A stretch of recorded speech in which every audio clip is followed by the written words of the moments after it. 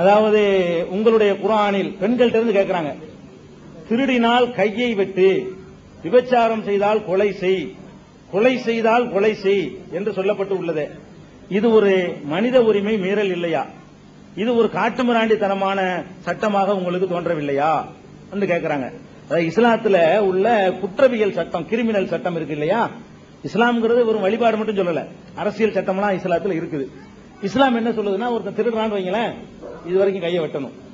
அவங்க விளங்கி கேட்டுக்கிறாங்க, இது உண்மை, இஸ்லாத்துல இருக்குது. திருடுனா கையை வெட்டணும். விபச்சாரத்துக்கு மரண தண்டனை தான் இஸ்லாத்துல. கற்பழிச்சான்னு சொன்னா மரண தண்டனை தான் கொடுக்கணும். கொலை செஞ்சான்னா கொலைக்கு கொலை தான். இது இஸ்லாம் சொல்லுது. இது ஆட்சியாளர் செய்யணும். என்னை கொலை செஞ்சான்னு என் மகன் போய் கொலை செய்யக்கூடாது, கவர்மெண்ட் இதை செய்யணும். அதை நீங்க விளங்கிக்கணும். கொலைக்கு திருட்டுக்கு என் வீட்டை திருடணும், நான் முடிச்சு கையை வெட்டக்கூடாது. அரசாங்கம் அதுக்கு என்ன தண்டனை வழங்கணும்னு வரும்பொழுது திருடனால் கையை வெட்டணும் இப்படின்னு சில கடுமையான சட்டங்களை போட்டிருக்கு. இது மனித உரிமை மீறல்ங்கிறாங்க. அதாவது இப்ப மனிதன் தான் யாரு? முதல்ல இந்த திருட்டு பறி கொடுத்தான அவன் தான் மனுஷன், முதல் மனுஷன். அவன் மனுஷன் இல்லையா? திருடிக்கிட்டு போனான் பாருங்க, அவன் தான் மனுஷன் நமக்கு தெரியுது. இப்ப நான் ஒரு 1000 ரூபாய் என் தகப்பனாருக்கு மருத்துவ செலவுக்காக வேண்டி மருந்து வாங்குறதுக்கு பாக்கெட்ல வச்சுட்டு போயிட்டு இருக்கிறேன். அந்த மருந்து வாங்கி கொடுத்தா தான் என் தகப்பனார் பிழைப்பார். அடிச்சுட்டு போயிட்டான் ஒருத்தன், மருந்து வாங்க முடியல, என் தகப்பனார் செத்து போயிட்டாரு. நான் மனுஷனா இல்லையா? இப்ப இவன் என் கையில அவன் கிடைச்சா நான் என்ன பண்ணுவேன்? அவ்வளவு வேணாப்பா கையை வெட்டுங்க இஸ்லாம். பாதிக்கப்பட்ட நிலையில இருந்து நம்ம பாக்குறது இல்ல. எவனுக்கோ எவனோ திருடு கொடுத்தான்னு நம்ம வெளியே உட்கார்ந்து பேசிட்டு இருக்கிறோம்.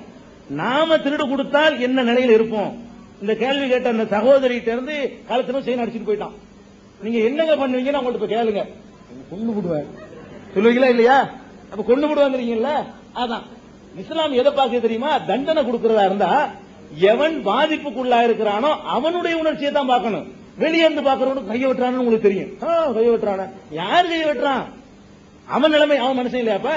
அப்ப இவனுடைய கையை வெட்டுறதுனால என்ன ஏற்படுது நன்மை நீங்க சிந்திக்கணும். தினம் 1000 பேருக்கெல்லாம் கை வெட்டுற நிலைமை வராதுங்க. நீங்க நினைக்கிறீங்க எப்படி வெட்டிக்கிட்டு இருந்தா எத்தனை பேர் கை இருக்கும்? ஒருத்தனுக்கு வெட்டி டிவியில காட்டினா அடுத்தவன் திருட மாட்டான். அதை நீங்க விளங்கிக்கணும். கை வெட்டுறது நடந்து. இப்ப ஏன் திருடுறான் தெரியுமா? சோத்துக்கு வழி இல்லைன்னா திருடிடுறான். ஏன்னா 6 மாசம் கேரண்டியான சோறு. திருடுறதே எதுக்குன்னா ஜெயிலுக்கு போறதுக்குண்டே திருடுறாங்க. ஏன்னாட்டா இங்க சாப்பாட்டுக்கு வழி இல்ல, ஒழுங்கா நடந்தோம்னா திருடிட்டோம்னு வைங்களேன், 6 மாசம் உள்ள இருப்பான். அவன் பாட்டுக்கு மணி அடிச்சா சோறு, மாசத்துக்கு 2 சினிமா, பெட்ஷீட், அது இது, சோப்பு எல்லாம் எதுக்கும் கஷ்டம் கிடையாது. உள்ளுக்கே வேற என்ன வேண்டாலும் கஞ்சாவுல இருந்து அப்பில இருந்து சாராயம் வரைக்கும் என்ன வேண்டாலும் கிடைக்கும். இது ஒரு வாழ்க்கை. மாமியா வீடு பேர் வச்சிருக்கான். போயிட்டு வர பாசையில் அதுக்கு பேர் என்ன? மாமியா வீட்டுல கூட அப்படி உபசரிக்க மாட்டாங்க. ஒரு தடவை தட்டை கவுத்துட்டீங்கன்னா கெஞ்சுவான், தாடையை பிடிச்சிக்கிட்டு. ஜெயில இருக்கிறவன் சாப்பிட மாட்டேன்னு தட்டு ஒண்ணு கொடுப்பான். தட்டை கவுத்துறது தான் உண்ணாவிரதத்துக்கு அர்த்தம். ஜெயில வந்து சாப்பிட மாட்டேன்னு சொல்ல வேண்டியல, தட்டை கவுத்திட வேண்டியது உண்ணாவிரதம் இருக்கிறான்னு அர்த்தம். தட்டை கவுத்தி விட்டோம், சூப்பர் ஒரு யார் வரும், அப்படியே சாப்பிடுமா. ஏன்னா கொஸ்டின் நம்ம மண்டையை போட்டோம்னா ஆளுக்கு பதில் சொல்லி ஆகணும். மாமியா கூட அப்படி கஞ்ச மாட்டான். அதுக்குதான் மாமியா. இப்ப நிறைய திருடுவானா திருட மாட்டானா? பேப்பர்ல படிக்கிறீங்களா இல்லையா? 34 முறை சைக்கிள் திருடியவர் மீண்டும் கைது. வெக்கமா இல்லது நமக்கு? 34 தடவை சைக்கிளை திருடி இருக்கான், 34 தடவை உள்ள போட்டிருக்கிறோம். 35வது தடவை திருடுறான்னா நீ இந்த தண்டனை என்னத்தை அவனுக்கு எதுக்கு தண்டனை கொடுத்தீங்க?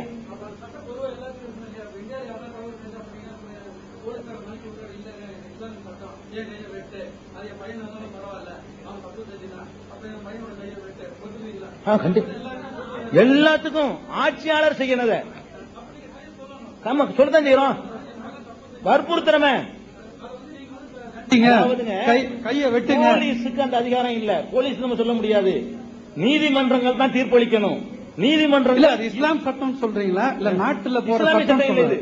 அதான் தெளிவு. குற்றத்தை குறைப்பதற்கு இஸ்லாம் எல்லாத்துக்கும் சொல்லக்கூடிய சட்டம். இஸ்லாமிய நாடுன்னு வச்சுக்கிறோமே, முஸ்லிம் திருநாள் கையை வெட்டுவோம், இந்து திருநாள் கையை வெட்டுவோம், கிறிஸ்துவ திருநாள் கையை வெட்டுவோம், நாத்திக திருநாள் கையை வெட்டுவோம், ஆம்பளை திருநாள் கையை வெட்டுவோம், பொம்பளை திருநாள் கையை வெட்டுவோம். இது எல்லாம் இஸ்லாம் முஸ்லிம்களுக்குள்ள சட்டம் கிடையாது. இதை செய்வது குற்றங்களை குறைக்கும். அது பகிரங்கமா செய்யுங்க இஸ்லாம் சொல்லுது. இது காட்டு மிராண்டித்தனம் இல்ல. விபச்சாரம் இன்னைக்கு சொன்னாங்க, காட்டு மிராண்டித்தனம் விபச்சாரத்துக்கு மரண தண்டனை. இன்னைக்கு அதுதான் பார்லிமெண்ட்ல பெண்கள் இன்னைக்கு பேசுறாங்க. இன்னைக்கு தன்னால பேசுற நிலைமை வந்தாச்சு. அந்த பெண்ணிட்ட கேட்கணுங்க, நீங்க வெளியே உட்கார்ந்து இதுக்கு போய் மரண தண்டனையா? அவள்கிட்ட போய் கேளுங்க. அவளை கற்பழிச்சு அவளை அந்த பாடுபடுத்தினான அந்த ஒழுக்கமுள்ள பெண்ணிட்ட கேளுங்க, அவனை என்ன பண்ணணும்னு கேளுங்க. அப்ப இதே மாதிரி நம்ம தங்கச்சிக்கு அக்காவுக்கு ஏற்பட்டா என்னன்னு யோசிச்சு சிந்திங்க. நம்ம மனைவிக்கு இந்த நிலைமை ஏற்பட்டா என்னன்னு சிந்திங்க. தனக்கு ஏற்பட்டா என்னன்னு ஒவ்வொரு பெண்ணு சிந்திங்க. நீங்க என்ன செய்யணும்னு நினைக்கிறீங்களோ அதான் செய்வீங்க. நீங்க அதாவது தன்னுடைய குடும்பத்தில் அப்படி நடக்காத வெளியே இருந்துகிட்டு கொடுமைம்பா. என் குடும்பத்தில் இருந்தா நான் என்ன பண்ணுவேன்? அந்த உணர்ச்சிக்கு இடம் கொடுக்காட்டி நான் வன்முறையில் இறங்குவேன். நான் என்னைய சொல்லல. நீங்க பாகிஸ்தானை விட்டுருங்க.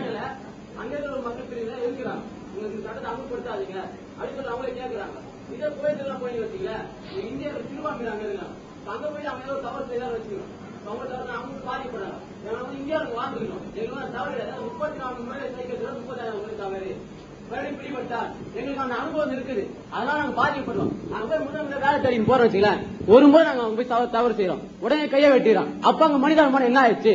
இதே ஆப்கானிஸ்தான்ல போய் வச்சுக்கல, உங்களுடைய பெண்ணுங்களுக்கு பர்தா அணிந்து கொண்டு தான் வெளியே செல்ல வேண்டும் என்று ஒரு சட்டம் இருக்கு. ரெண்டாவது இது ஒட்டி மட்டும் கேளுங்க. அதாவது ஒரு டாபிக், அதாவது இந்த தண்டனைகள்னால் மனித உரிமை மீறப்படுதுங்கிறாங்கல்ல, அதை பற்றி மட்டும் கேளுங்க. பாகிஸ்தான்ல கேட்கலாம். சரி, ஒண்ணு. ரெண்டாவது கோயத்துல ஒண்ணு வேற. ரெண்டாவது உங்க அதாவது முஸ்லிம்ஸ் கண்ட்ரி மொத்தம் 28-32 கிட்ட இருக்கு. சரியா கணக்கு தெரியல. மன்னிச்சுக்கோங்க. 55 முஸ்லீம் நாடு இருக்கு. சரி. ஆனா அந்த கண்ட்ரில ஒருத்தர் ஹெல்ப் பண்ணிடுறாங்க. உண்மையிலேயே அதாவது பாகிஸ்தான் இப்ப அணுகுண்டு தயாரிச்சது அதை ஈரானுக்கு சப்ளை பண்ணிருது. அது அமெரிக்கா கண்டுபிடிச்சு சொல்ல உண்மை. ஆப்கானிஸ்தானுக்கும் அது உதவி பண்ணி தீவிரவாதத்தை வளர்க்க, இந்தியாவிலும் தீவிரவாதத்தை வளர்க்க உதவி பண்ணுது. இப்ப இந்தியாவில காஷ்மீர் இருக்குது. காஷ்மீர்ல இருக்கிறவங்க முஸ்லிம்ஸ் அதிகமாக இருந்தாலும் இந்துக்கள் இருக்கிறாங்க.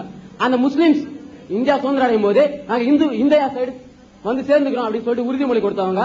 அப்ப உறுதிமொழி தான் கொடுத்தாங்க, பத்திரம் எழுதுல. அதை நாங்க ஒத்துக்கிறோம். ஆனா அவங்க உறுதிமொழி நீங்க மதிக்கல. இப்ப அங்க தாக்குதல் நடத்துறீங்க. அங்க மக்கள் சாவிட்டா அங்க மனிதாபிமானம் சாவலையா? அப்ப அங்க நீங்க தாக்குறீங்களா? அப்ப உங்க இஸ்லாம் சட்டம் உங்களுக்கு இது பண்ணலையா? அவங்களே நீங்க ஆதரவு கொடுக்குறீங்க. இப்ப பாகிஸ்தான் நீங்க ஆதரவு கொடுக்குது, ஐஎஸ் அங்க ஆதரவு கொடுக்குது. இப்ப கோயம்புத்தூர்ல குண்டு வச்சுது. கோயம்புத்தூர்ல குண்டு வச்சு நீங்க பெருசா பேசுறீங்க. இப்ப அதுல கைது செய்யப்பட்டு இருக்கிற பாபா மதானி இவங்களுக்கு நீங்க கையை வெட்டுறீங்களா? இல்ல கையை வெட்டினா நீங்க ஒத்துப்பீங்க, அவங்க ஆதரவாளர் ஒத்துப்பாங்களா? இதுக்கு நீங்க பதில் சொல்லணும். அதாவது இஸ்லாமிய சட்டத்தினுடைய உயிரோட்டத்தை புரிந்து கொள்ளாதனால இந்த கேள்விகள் கேட்கப்படுது. நபிகள் நாயகம் ஸல்லல்லாஹு அலைஹி வஸல்லம் காலத்துல ஒரு உயர்ந்த குலத்து பெண்மணி திருடிடுறாங்க. உடனே கையை வெட்டுமாறு நபிகள் நாயகம் ஆணை போட்டுறாங்க. அவங்க ஆட்சி தலைவர், கவர்மெண்ட் நடத்திக்கிட்டு இருந்தாங்க. நபிகள் நாயகம் வேறு மத தலைவர் மட்டும் இல்ல, அவங்க தான் ஜட்ஜ்மெண்ட் பண்ணணும். கையை வெட்ட சொல்லிட்டாங்க. உயர்ந்த குலம்ங்கிறதுனால நிறைய பேர் சிபாரிசுக்கு வர்றாங்க. உயர்ந்த குலம் நீங்க முதல்ல அப்பதான் அமலாகுது. அப்ப நபிகள் நாயகம் என்ன சொன்னாங்க தெரியுமா? என்னுடைய அந்த பெண்ணுடைய பேர் பாத்திமா, திருட்டின பெண்ணுடைய பேரு. நபிகள் நாயகத்தினுடைய மகளுக்கு பேரு பாத்திமா தான். அப்ப சொல்றாங்க, என்னுடைய மகள் பாத்திமா திருடினாலும் அவளது கையை நான் வெட்டுவேன். இதுதான் இஸ்லாம். நல்லா விளங்கிடணும். முஸ்லீமும் செஞ்சவன அவனை விட்டுருங்கிற அல்ல. நபிகள் என்ன சொல்றாங்கன்னா, உயர் குலத்து பெண்ணுக்காக பரிந்து பேச வர்றாங்க. இதற்கு முந்தி உள்ள சமுதாயம் நாசமாக போனது காரணம் என்ன தெரியுமா? தன் இனத்தவர்கள் தவறு செய்யும் பொழுது அவர்களை மன்னித்து விடுவதும், மற்றவர்கள் தவறு செய்யும் பொழுது அவர்களுக்கு மாத்திரம் தண்டனை கொடுப்பதும் தான் முந்தைய சமுதாயங்கள் நாசமா போனதுக்கு காரணம். என் மகளே திருடினாலும் நான் கையை வெட்டுவேன், சட்டத்தின் முன்னாடி எல்லாரும் சமம், இப்படி சொன்னது நபிகள் நாயகம். அதைத்தான் நம்ம பார்க்கணுமே தவிர, சில முஸ்லீம் பெயர் வாங்கி சில பேர் செய்யறதெல்லாம் ஒரு ஆதாரமா காட்டக்கூடாது. பாகிஸ்தான் இஸ்லாமிய அத்தாரிட்டியான நாடா? இஸ்லாமிய ஆட்சின்னு சொல்லி நவாஸ் ஷெரீப் சொல்றாருன்னா அவரு ஒரு அரசியல் நிர்பந்தத்துக்காக அந்த டிராமாவை போடுறாரு. இஸ்லாமிய ஆட்சி அவருடைய அந்த ஆடம்பரம் அது இஸ்லாத்துல உண்டா? இஸ்லாமிய ஆட்சின்னு சொன்னாலே அவர் பங்களாங்கலாம் வெளியே வந்துடணும். மக்கள் வரி பணத்துல சோத்துக்கு மட்டும் தான் காசு எடுத்துக்கலாம், சாப்பாட்டுக்கு மட்டும், வேற சேவைகள் எடுக்க முடியாது. 1000 ரூபாய் அவர் கவர்மெண்ட்ல இருந்து வாங்கிக்கலாம், அவ்வளவுதான். இப்படி இருப்பார் அவரு. முன்னும் 1000 கார் புடைசூழ அவர் போறது இஸ்லாமிய ஆட்சியா? அவன் தன்னுடைய லாபத்துக்கு இஸ்லாத்தை பயன்படுத்துவான். அந்த ஏவுகணை அமெரிக்கா போட்ட உடனே பாகிஸ்தானுக்குள்ளேயும் ஒரு ஏவுகணை விழுது. ஏவுகணை விழுந்தவன என்னடா நம்ம நாட்டுக்குள்ள அமெரிக்கா போட்டானு மக்கள் எல்லாம் கொந்தளிச்சு போய் திரள்றாங்க. அவங்களை இப்ப ஆஃப் பண்றாங்க, மதத்தை சொல்லி ஆஃப் பண்ணிடுவோம். அவனுங்களுக்கு இஸ்லாத்துல நம்பிக்கை இல்லாதனால விளங்கிக்கணும். பாகிஸ்தான் இஸ்லாமியர்கள் ஆளலாம், முஸ்லீம் ஆளலாம், இஸ்லாத்துக்கு அதுக்கு பாகிஸ்தானுக்கு சம்பந்தம் கிடையாது. இஸ்லாமிய ஆட்சி அங்க நடக்கல. இப்ப சொல்றதும் நடத்துறதுக்கு இல்ல, நல்லா விளங்கிக்கணும். இப்ப சொல்றதும் இஸ்லாமிய ஆட்சி நடத்துறதுக்கு இல்ல, அதை நல்லா விளங்கிக்கணும். பாகிஸ்தான் ஒண்ணு. ரெண்டாவது, ஆப்கானிஸ்தான் காஷ்மீர் விஷயத்தை வேற சொன்னாரு. டாபிக் சம்பந்தம் இல்லாம சொல்லிட்டாரு. காஷ்மீர் விஷயத்தை பற்றி சகோதரர் அறவே படிக்கல, பேப்பர்களை படிச்சிருக்காரு தவிர காஷ்மீருடைய வரலாறு என்னன்னு தெரிஞ்சிருந்தா இந்த கேள்விக்கு இடம் கிடையாது. காஷ்மீர்ல அங்க உள்ள மக்கள் போராடுறாங்கிற அளவுக்கு தெரியும், வாஸ்தவம் தான். அங்க நடக்கிற மனித உரிமை மீறல், அதெல்லாம் மனித உரிமை கமிஷன் ரொம்ப கண்டிக்குது. கற்பழிக்கப்படுற எண்ணிக்கை, புடிச்சு அப்பாவி எல்லாம் முடி சுட்டு புட்டு தீவிரவாதின்னு சொல்றதெல்லாம் அதெல்லாம் நான் விட்டுருவோம். காஷ்மீர் விவகாரம் என்ன அடிப்படை, என்னது, எப்படி அந்த காஷ்மீர் இங்கேயா அங்கேயாங்கிற விவகாரம் வந்துச்சு, இதை நான் சொல்ல வேணாம். ஜூனியர் விகடன்ல இருந்து இப்போ இன்னொரு பேப்பர் நடத்தினாங்க. என்ன பேப்பர் மாதிரி? போஸ்ட். ஜூனியர் போஸ்ட் ஒரு பத்திரிகை முன்னா நடத்திட்டு இருந்தாங்க. இந்த A4 டபுள் சைஸ்ல ஒரு பத்திரிகை. அதுல இந்த காஷ்மீர் விவகாரம் ஜவஹர்னு சொல்லி, நான் வேற எங்க இருந்து உங்களுக்கு எடுத்து சொல்லல, நான் வேற புக்குல இருந்து சொல்லலாம், கிட்டத்தட்ட உள்ள சொன்னா உங்களுக்கு நல்லா ஞாபகத்தில் இருக்கும். அவர் காஷ்மீர் பிரச்சனை என்ன அவர் எழுதுறாரு. என்ன எழுதுறாரு? இந்த விவகாரம் நானா கூட சொல்லிடலாம், நானா சொன்னா நான் அப்படி சொல்ல நீங்க நினைக்க கூடாதுல, அதுக்காகத்தான் மற்றவங்க சொல்றதுல இருந்து நான் எடுத்து காட்ட வேண்டியிருக்கு, வேற ஒண்ணு இல்ல. காஷ்மீர் பிரச்சனை என்ன எழுதுறாரு? அதாவது இந்தியாவில் முஸ்லீம்கள் நிலைன்னு ஒரு புத்தகம் கூட போட்டிருக்கிறோம். அந்த புத்தகத்துல கூட நீங்க அந்த காஷ்மீர் ஒப்பந்தம் என்னங்கிறத குறிப்பிட்டிருக்கிறோம். இந்தியா சுதந்திரம் அடையும் போது இந்தியா இங்க வந்துருச்சு, பாகிஸ்தானுக்கு சுதந்திரம் கொடுத்துட்டான். காஷ்மீர் இந்தியாவிலையும் சேரல, அங்கேயும் சேரல. நல்லா விளங்கிக்கணும். அவன் சுதந்திரம் கொடுக்கல என்ன அக்ரிமெண்ட் போடப்படுது தெரியுமா? காஷ்மீர் மக்கள் விரும்புற வரைக்கும், விரும்பினால் அவங்களே தனியாக இருந்து கொள்ளலாம், விரும்பினால் அவர்கள் அங்கே சேர்ந்து கொள்ளலாம், விரும்பினால் இங்கே சேர்ந்து கொள்ளலாம் சொல்லித்தான் அந்த காஷ்மீரை விட்டு வைக்கிறாங்க. நல்லா விளங்கிக்கணும். சுதந்திரம் அடையும் போது வரலாறு நீங்க முரட்டி பார்க்கணும். அப்ப பாகிஸ்தான்காரனுக்கும் அதுல ஒரு கண்ணு, இந்தியாவுக்கும் செழிப்பானது ஒரு கண்ணு. அவன் என்ன நினைக்கிறான்? அந்த காஷ்மீர் மக்களுக்கு எதிராக தட்டி பறிக்க அவன் நினைக்கிறான். இந்தியா என்ன நினைக்குதுன்னா அதே மாதிரி தட்டி பறிக்க நினைக்குது. ரெண்டு பேரும் தப்பு பண்றாங்க. அதுல காஷ்மீர் மக்களை தனி அரசாங்கமா இருக்குது, தனி நாடு இந்தியாவில் சேராமத்தான் இருக்குது. அப்ப ஒரு இந்த யார் கரண் சிங், கரண் சிங் தானே, கரண் சிங் தகப்பனார் பேரு, அவர் யாருமா காஷ்மீர் அப்போதைக்கு பிரதமரா இருந்தவர்?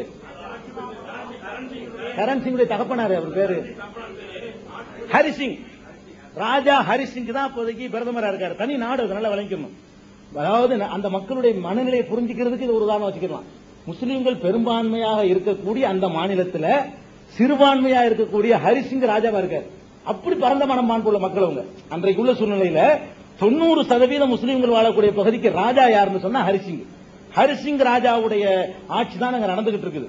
அப்ப பாகிஸ்தான் ஊடுருவது, இவனு ஊடுருவா, இந்தியாட்ட உதவி கேட்டு வர்றாரு ஹரிசிங், நீங்க தான் எப்படியாவது காப்பாற்றணும். அப்போ ஒரு அக்ரிமெண்ட் போட்டு தான் அந்த ஐநாவுக்கு முன்னாடி ஒரு அரசியல் ஒப்பந்தம் செய்யப்படுது. என்ன ஒப்பந்தம் தெரியுமா? அதாவது காஷ்மீர் மக்கள்கிட்ட வாக்கெடுப்பு நடத்துவது. இந்தியாவும் கையெழுத்திட்டு வளைக்கணும். அவர்கள் தனித்து இயங்க விரும்பினால் தனித்து இயங்க விட்டு விடுவது, பாகிஸ்தானில் சேர விரும்பினால் அதில் சேர்ந்து விடுவது, இந்தியாவில் சேர விரும்பினால் சேர்ந்து கொள்வதுன்னு பாகிஸ்தான், காஷ்மீர், இந்தியா, ஐநா சபை கையெழுத்து ஒப்பந்தம் ஆகிருக்குது. இதை செஞ்சிருந்தா விவகாரமே இல்லை. இதை செஞ்சு இருந்தா என்னத்துக்கு விவகாரம்? கோடிக்கணக்கான ரூபாய் அன்னைக்கே செஞ்சிருந்தா இந்தியாவில் சேர்ந்திருப்பாங்க. பாகிஸ்தானுக்கு எதிராக தான் இங்க உதவியே கேட்டான். பாகிஸ்தான் ஆதரவு மனப்பான்மை அன்னைக்கு அவனுக்கு இல்ல. அப்ப அக்ரிமெண்ட் எல்லாரும் இருந்தான். பாகிஸ்தானும் அபகரிக்க பாக்குறான், இவனும் அப்படித்தான் நினைக்கிறான். அப்ப இதை நானா சொல்லல, கவர்மெண்ட் ஐநாவுக்கு முன்னாடி செய்த அக்ரிமெண்ட் என்னன்னு தெரியாம இருக்கும்போது ஒப்பந்தத்தை மீறும் போது கிளர்ச்சி வரும், யாரும் இருந்தாலும்.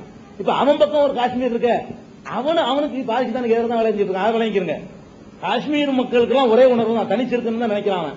இந்தியாவில் சேரணும் நினைச்சு சேர்ந்து போறான். என் ஓட்டெடுப்பு ஒப்பந்த பிரகாரம் செஞ்சுட்டா எதுக்கு இவ்வளவு கோடிக்கணக்கான ரூபாய் சலுகை? அதுக்கு தான் நிறைய சலுகைலாம் அறிவிச்சாங்க. அவன் இங்கே சேரணுங்கிறது ஆசை காட்டுறதுக்காகத்தான் காஷ்மீர்ல உள்ளவன் இந்தியா பூரா சொத்து வாங்கலாம். இந்தியாவில் உள்ள யாரும் காஷ்மீர்ல சொத்து வாங்க முடியாது. காஷ்மீர்ல உள்ளவனுக்கு பிரதமர் தான் சொல்லணும். சட்டப்படிங்க முன்னாடிலாம் காஷ்மீர் ஒரு மாநிலமா இருந்தா கூட இப்படி எல்லாம் நிறைய சலுகை கொடுத்தாங்க காஷ்மீர் மக்களுக்கு. அவங்க இங்கிட்டு இந்த பக்கம் மனசு சாயணுங்கிறதுக்காக வேண்டி.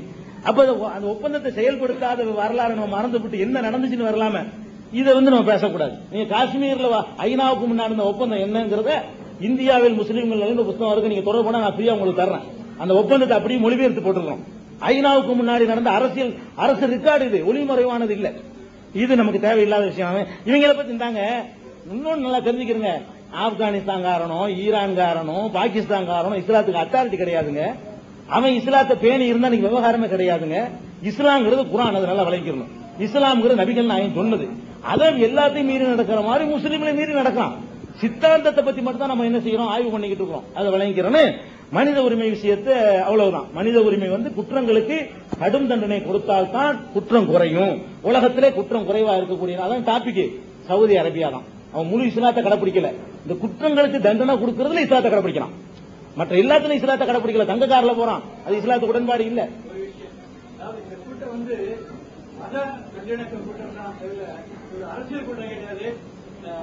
இல்ல அந்த டாபிக் கேட்டதுனால காஷ்மீர்ல ஒரு தவறு நடக்குது, முஸ்லீம் லீக் சண்டை நடக்குதுன்னா அது இஸ்லாம கனெக்ட் பண்ணி கிடையாது. இஸ்லாம குர்ஆன் என்ன சொல்லுது, நம்ம இந்து மதத்தினுடைய வழிகள் என்ன சொல்லுது, இந்த வழிமுறைகள்ல என்ன டிஃபரன்ஸ் இருக்கு. இந்த மதத்தை பத்தி தான் இங்க ஜாஸ்தி பேசுறாங்க தவிர அரசியல் ஜாஸ்தி பேசாத டைம் வேஸ்ட் ஆகிட்டு நிறைய பேர் 10-20 கேள்வி கொண்டு வந்தாங்க. ஒரு கேள்வி கூட கேட்கல. ஏன்னா அரசியல் ரைட். இல்ல அந்த சந்தேகம் வந்தாலும் தீர்த்தான் வைக்கணும். இப்போ உள்ள கேட்ட கேள்வி இருக்க சொல்லிடுவோமா? அப்படி இப்போ